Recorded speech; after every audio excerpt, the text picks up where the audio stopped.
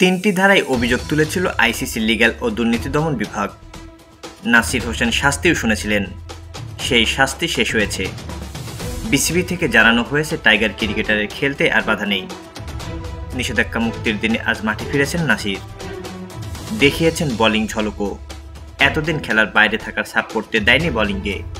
পথ হারাবো বলে এবার পথে নেমেছি, হেমন্ত মুখোপাধ্যায়ের গাওয়া বিখ্যাত এই গানের বাস্তব রূপ যেন বাংলাদেশের ক্রিকেটের দুই তারকা সাব্বির রহমান ও নাসির হোসেন। অসীম সম্ভাবনা নিয়ে জাতীয় দলে এসে যেন পথ হারানোর পণ করেছিলেন এই দুই ক্রিকেটার। তাদের ঘিরে যে প্রত্যাশা ছিল ভক্ত সমর্থকদের, সেসবের ধারণা ধরে নিজেদের পথ খুঁজে নিয়েছেন তারা।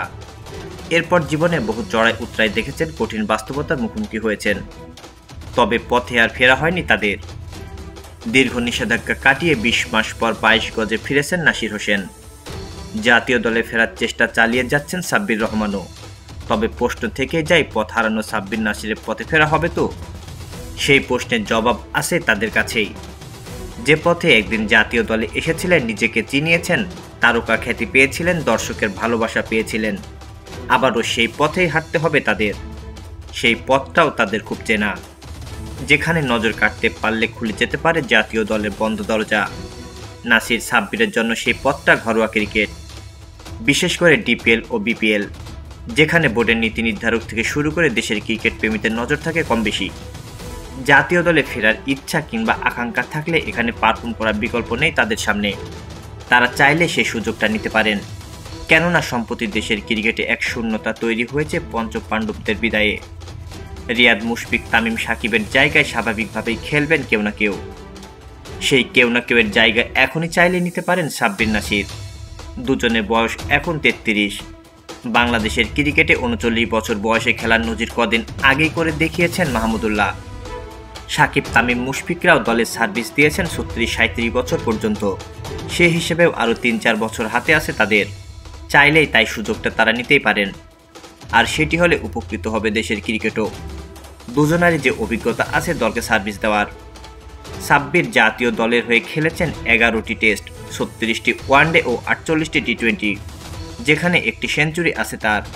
ওয়ানডেতে স্ট্রাইক রেট ৯১.২৩ ও টি-20তে ১১৯.২৯। অন্যদিকে নাসির খেলেছেন ১৯টি টেস্ট, ৬৫ ওয়ানডে ও ৩১টি টি-20, যেখানে ২টি সেঞ্চুরি আছে তার।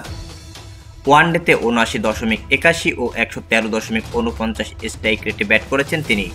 নিজেদের সময় জাতীয় দলের অপরিহার্য হয়ে ওঠা এই দুই ক্রিকেটারকে তাই এখনও মনে রেখেছেন ক্রিকেট প্রেমীরা।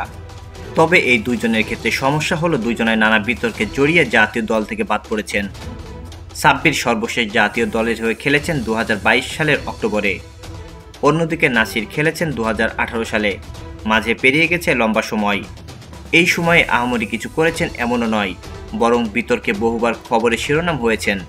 মাঝে বিপিএল ও ডিপিএলেও দল পাননি। চলমান ডিপিএলে সাব্বির যে তেমন কিছু করে দেখিয়েছেন সেটাও নয়। তবে সর্বশেষ বিপিএলে দল পেয়ে কয়েক ম্যাচে নজর কেড়েছিলেন তিনি, যা স্বপ্নবাজ করে তুলেছিল তার ভক্তদের। সাব্বির সে সময় নিজেও জাতীয় দলে ফেরার স্বপ্নের কথা বলেছেন। নাসিরও বহুবার জানিয়েছেন একটি বারের জন্য হলেও জাতীয় দলে ফিরতে চান তিনি। তবে তারা চাইলে তো আর হবে না, তাদের পক্ষে কথা বলতে হবে পারফরমেন্সকে, কেননা দিন শেষে পারফরমেন্সই শেষ কথা, যা সবকিছু ছাপিয়ে আবারও জাতীয় দলে ফেরাতে পারে তাদের। আপাতত তাদেরকে সেদিকেই মনোযোগী হতে হবে। তবে ক্রিকেটারের নামটা যখন সাব্বির ও নাসির, তাদের সঙ্গে জড়িয়ে একগাদা বিতর্ক, তখন প্রশ্ন তো থাকেই, সব পাখিরা কি ঘরে ফেরে?